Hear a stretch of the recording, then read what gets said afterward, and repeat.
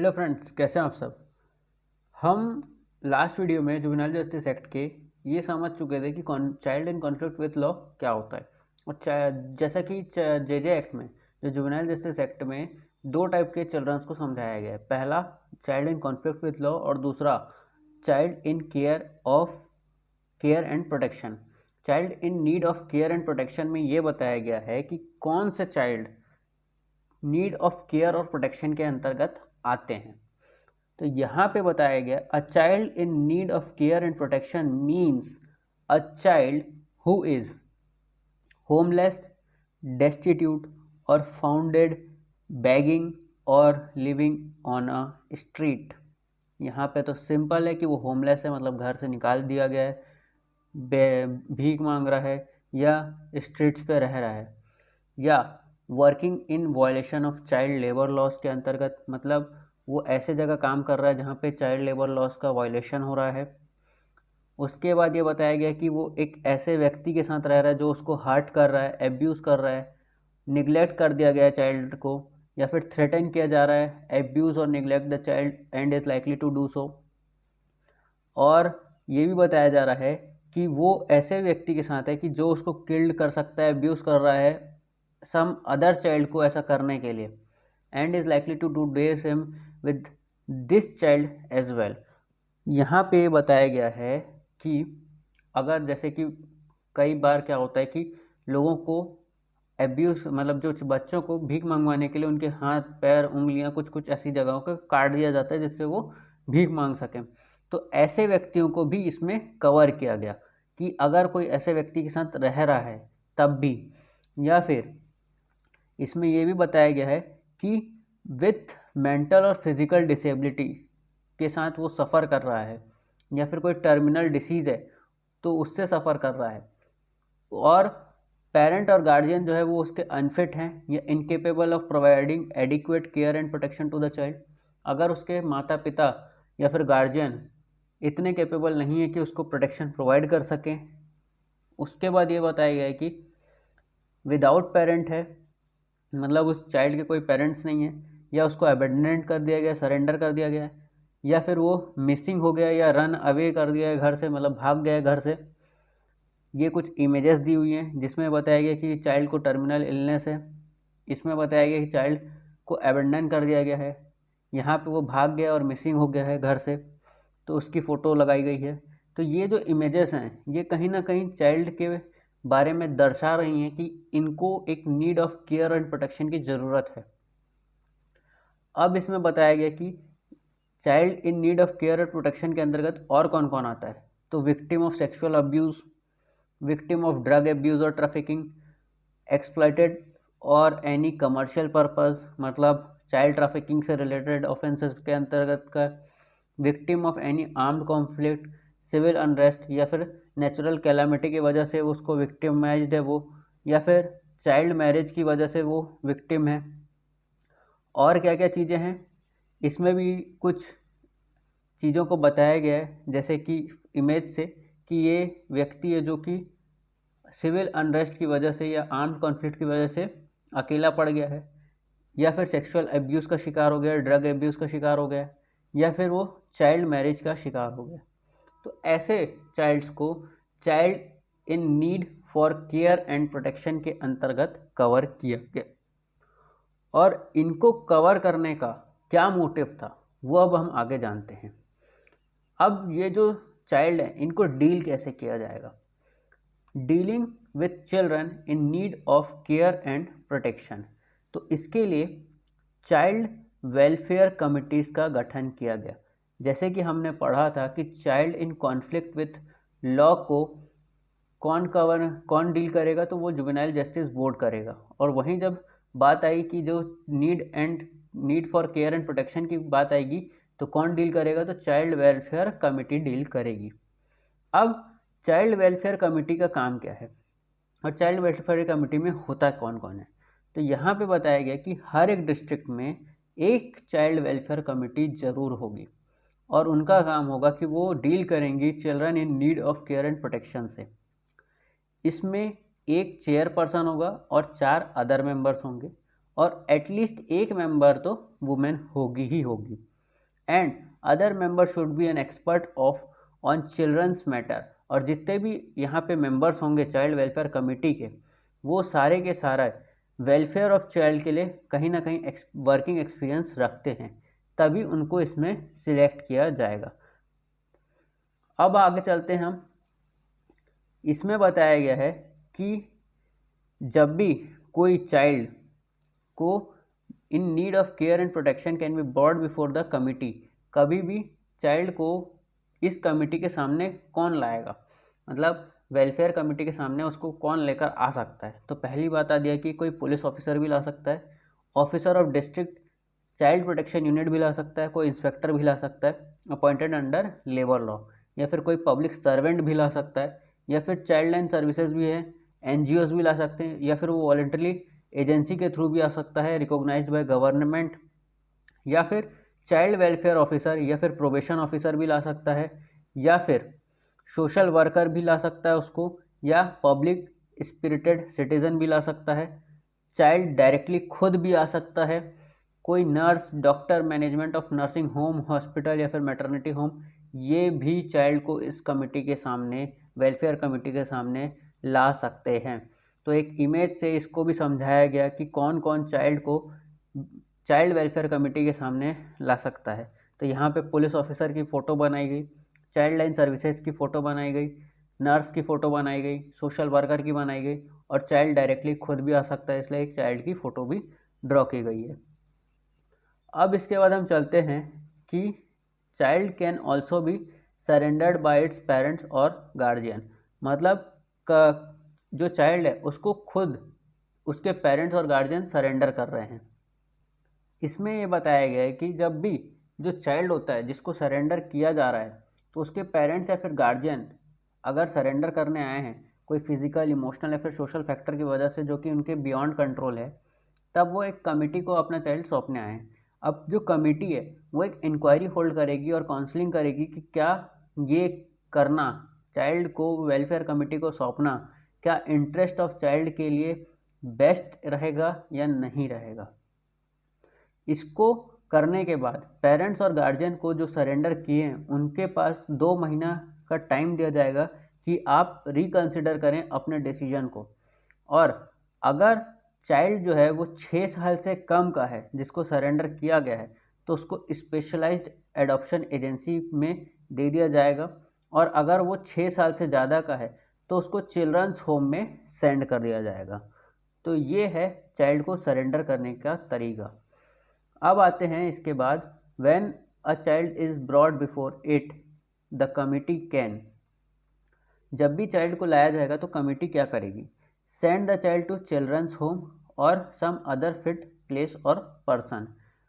और यहाँ पे ये भी बता दिया गया है कि order for social investigation to be conducted by a social worker, this social investigation report should be ready within 15 days.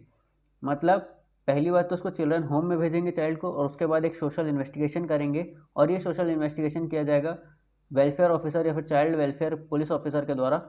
उसकी रिपोर्ट 15 दिन के अंदर अंदर पेश कर दी जाएगी, और जो भी एंटायर प्रोसेस होगा कमेटी का उसको कंप्लीट करना होगा with in a period of 4 months. ये एक इम्पॉर्टेंट है जिसको आपको याद रखना चाहिए।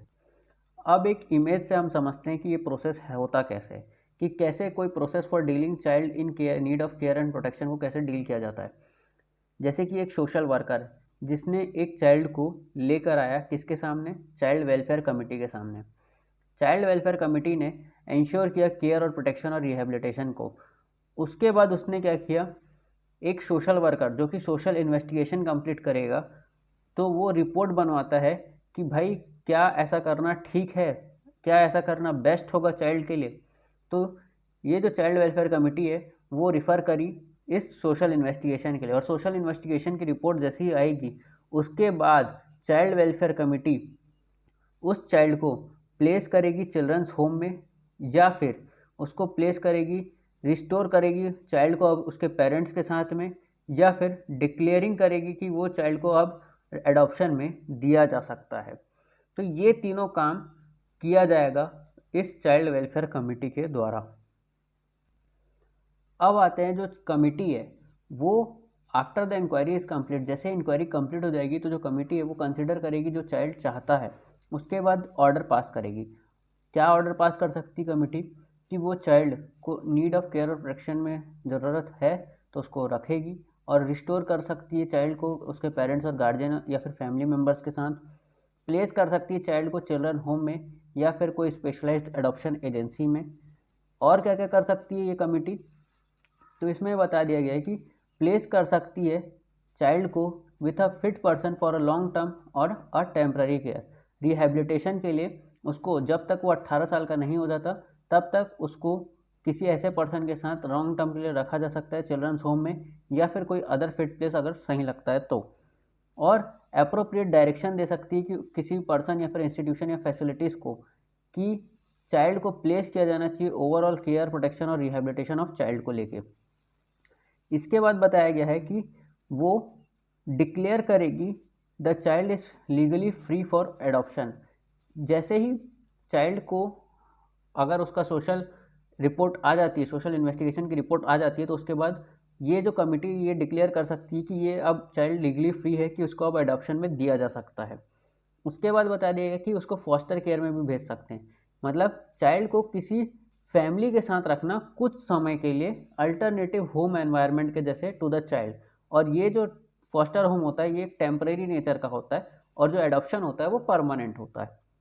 तो फॉस्टर होम में कुछ समय के लिए अगर रख रहे हैं तो ये काम भी किया जा सकता है चाइल्ड वेलफेयर कमेटी के द्वारा। इसके बाद जो अदर ड्यूटीज़ हैं वो हमारे लिए इतनी इम्पोर्टेंट नहीं है, बट इसको जब हम बेयर एक्ट पढ़ेंगे तो उसमें समझेंगे कि क्या क्या चीज़ होती है। अब हम सीधे चलते हैं कि चाइल्ड के लिए जो ऑफेंसेस हैं वो क्या क्या हैं। Offences against children punishable under JJ act. JJ act में कौन कौन से ऑफेंसेस पनिशेबल हैं चिल्ड्रंस के अगेंस्ट में, तो यहाँ पे बता दिया गया कि कोई भी न्यूज़पेपर, मैगजीन या फिर other form of media disclose नहीं करेगी कोई नाम, एड्रेस, स्कूल या फिर एनी अदर इन्फॉर्मेशन जिसमें चाइल्ड की आइडेंटिटी को रिवील किया गया है, जो child in conflict with law है या फिर जो child in need of care and protection में है या फिर जो चाइल्ड विक्टिम है या विटनेस ऑफ अ क्राइम है। मतलब कोई भी चाइल्ड की आइडेंटिटी को रिवील नहीं किया जाना चाहिए। और अगर बोर्ड को ऐसा लगता है या कमेटी को ऐसा लगता है कि ये करना ठीक है तो वो रिकॉर्ड करेंगे रीजंस को रिकॉर्डिंग राइटिंग में, if such disclosure is best interest of the child. और कोई भी इसको वायलेट करता है तो उसके लिए सज़ा बताई गई है अप टू 6 मंथ और may extend to 2 lakh rupees of fine और बोथ, मतलब 6 महीने की सज़ा, 6 महीने तक की सज़ा और 2 लाख रुपए तक का जुर्माना या फिर दोनों लगाया जा सकता है। इसके बाद बताया गया है no one having charge over a child should assault, abandon, abuse a child. मतलब जिसके पास भी चार्ज है चाइल्ड का तो वो उसको मेंटली या फिजिकली तंग नहीं करेगा, असॉल्ट नहीं करेगा, अबैंडन नहीं करेगा, एब्यूज़ नहीं करेगा उस चाइल्ड को। और अगर कोई ऐसा करता है तो उसको 3 साल तक की सज़ा और 1 लाख रुपए तक का जुर्माना लगाया जा सकता है। और ये ऑफेंस किसके द्वारा किया जा रहा है, जो कि पर्सन एम्प्लॉयड है बाय और managing an organisation interested with care and protection of child. मतलब उस इंस्टीट्यूशन का हिस्सा है जिसको प्रोटेक्शन ऑफ चाइल्ड के लिए रखा गया है, तब अगर वो ऐसा करता है तो उसके लिए बताया गया उसकी जो सज़ा होगी वो है अप टू 5 ईयर्स और fine up to 5 lakh rupees. और अगर कोई क्रुएलिटी करता है जिससे चाइल्ड को कोई फिजिकल डिसेबिलिटी या मेंटल इलनेस या मेंटल इनेबिलिटी आ जाती है और वो चाइल्ड की लाइफ को हेल्थ और रिस्क में डालता है, तो उस व्यक्ति को भी मिनिमम 3 साल की सज़ा जो कि 10 साल तक की हो सकती है और फाइन अप टू 5 लाख रुपए तक का जुर्माना भी लगाया जाएगा। तो ये है इसमें चाइल्ड से रिलेटेड, चाइल्ड के अगेंस्ट जो भी ऑफेंस होंगे उनसे प्रोटेक्शन। अगला ऑफेंस ये बताया गया जो चाइल्ड को यूज़ करता है for the purpose of bagging, तो उसको भी 5 साल तक की सज़ा और 1 लाख रुपए तक का जुर्माना लगाया जाएगा। और अगर वो चाइल्ड को for the purpose of begging amputates करता है या मेम्स करता है, मतलब उसके हाथ पाँव या फिर कुछ ऐसी चीज़ें पोर्शंस को काट देता है कि उसको बैग ज़्यादा मिले, तब उसको जो रिग्रेस इम्प्रिजमेंट होगी वो होगी एटलीस्ट 7 साल की रिग्रेस इम्प्रिजमेंट होगी मिनिमम, और जो कि 10 साल तक की हो सकती है मैक्सिमम, और साथ ही साथ 5 लाख रुपए का जुर्माना। और अगर कोई चाइल्ड को कोई इंटॉक्सिकेटिंग लिकर, नार्कोटिक ड्रग या टोबैको प्रोडक्ट या साइकोट्रोपिक सब्सटेंस देता है तो उसको भी 7 साल की रिग्रेस इम्प्रिजमेंट होगी, और जिसमें 1 लाख रुपए तक का जुर्माना भी लगाया जा सकता है। उसके बाद बताया गया कि कोई अगर चाइल्ड को यूज़ करता है सेलिंग करने के लिए, सप्लाई करने के लिए कोई इंटॉक्सिकेटिंग लिक्कर, नार्कोटिक ड्रग या फिर साइकोट्रोपिक सब्सटेंस को, तो उस व्यक्ति को भी 7 साल तक की सज़ा और 1 लाख रुपए तक का जुर्माना लगाया जा सकता है। ये कुछ इमेजेस हैं जहाँ पे चाइल्ड को एज अ नार्कोटिक ड्रग या फिर लिकर को सेल करने के लिए बोला जा रहा है, जो कि एक पनिशेबल ऑफेंस है। यहाँ पे बताया जा रहा है कि किसी चाइल्ड को रिक्रूट किया जा रहा है मिलिटेंट ग्रुप के द्वारा, जो कि एक क्या बोलते हैं, एक ऐसा कुरचित या फिर कुकृत है जो कि इस एक्ट में माफ़ नहीं किया जा सकता। अब इसमें और ऑफेंसेस में ये बताया गया है कि अगर कोई एडॉप्शन या फिर अबंडन या फिर सरेंडर करता है किसी चाइल्ड को एडॉप्शन लॉ के कॉन्ट्ररी जाके, मतलब एडॉप्शन लॉ के थ्रू करते तो कोई दिक्कत नहीं, उसके कॉन्ट्रवीन करते हुए अगर कोई आप एक्ट करते हो तो उसके लिए 3 साल तक का इम्प्रिजनमेंट और 1 लाख रुपए तक का जुर्माना लगाया जा सकता है। और इसमें ये भी बताया गया है कि any recognised adoption agency committing this offence will lose its registration and recognition for at least 1 year. जो कोई भी एजेंसी ऐसा करती है तो उसकी जो रजिस्ट्रेशन है वो 1 साल तक के लिए सस्पेंड कर दी जाएगी। उसके बाद ये बताया गया कि सेलिंग और buying a child for any purpose, इसमें ये बताया जा रहा है कि कोई भी अगर व्यक्ति चाइल्ड को सेल या बाय करता है तो उसको 5 साल तक का इम्प्रिजनमेंट और 1 लाख रुपए तक का जुर्माना लगाया जा सकता है। और अगर वो व्यक्ति एक्चुअल चार्ज रखता है चाइल्ड का, लाइक पेरेंट है, गार्जियन है, एम्प्लॉयज़ ऑफ हॉस्पिटल है, नर्सिंग होम है या मैटरनिटी होम है, और ऐसा होते हुए अगर वो सेल या बाय करता है चाइल्ड को, तो उसको 3 साल से मिनिमम सज़ा और मैक्सिमम सज़ा 7 साल तक की हो सकती है। और अगर कोई पर्सन को एम्प्लॉय करता है in a child care institution subject a child to physical punishment, यहाँ पे अगर चाइल्ड को फिजिकल पनिशमेंट दी जाती है तो उस व्यक्ति को फाइन दिया जाएगा 10,000 रुपये तक का, और अगर ऑफेंस रिपीट किया जाता है तो उसको 3 साल तक की सज़ा भी दी जा सकती है। इसके बाद चलते हैं हम आगे कि recruiting a child by a militant group, जैसा कि हमने ऊपर इमेज में भी देखा, तो अगर कोई मिलिटेंट ग्रुप के द्वारा इसको किसी चाइल्ड को यूज़ किया जाता है या रिक्रूट किया जाता है तो वो भी एक पनिशेबल ऑफेंस है जिसमें 7 साल तक की सज़ा और 5 लाख रुपए तक का जुर्माना लगाया जा सकता है। और अगर किसी चाइल्ड को इलीगल एक्टिविटीज़ में किसी एडल्ट या एडल्ट ग्रुप के द्वारा यूज़ किया जाता है तो उसके लिए भी 7 साल तक की सज़ा और 5 लाख रुपए तक का जुर्माना लगाया जाएगा। और कोई भी offence committing any of the above offence on a child with disability will be punished with twice the punishment prescribed. अगर कोई चाइल्ड विथ डिसेबिलिटी है, मतलब वो चाइल्ड डिसेबल है और उसके साथ कोई भी अबव ऑफेंस होते हैं, तो ये जो पनिशमेंट है वो ट्वाइस हो जाएंगी। तो यही बताया गया है इस पूरे एक्ट के अंतर्गत। अब हम आगे चलते हैं बेयर एक्ट्स में, और अगले वीडियोज़ में हम बेयर एक्ट्स को समझेंगे। उसके बाद बेयर एक्ट्स में जो प्रोविजंस हैं उसको हम इजीली अंडरस्टैंड कर पाएंगे, क्योंकि हमने एक बेसिक क्राइटेरिया फुलफिल कर लिया है। जो बेसिक स्ट्रक्चर है पूरे जुवेनाइल जस्टिस एक्ट का वो हमने इस नोट से पढ़ लिया है। अब हमको जो बेयर एक्ट है वो इजीली समझ में आ जाएगी। तो आज का वीडियो हम यहीं तक रखते हैं। अगर ये वीडियो आपको अच्छा लगा हो तो लाइक करें, शेयर करें, सब्सक्राइब करें हमारे चैनल को। Thank you.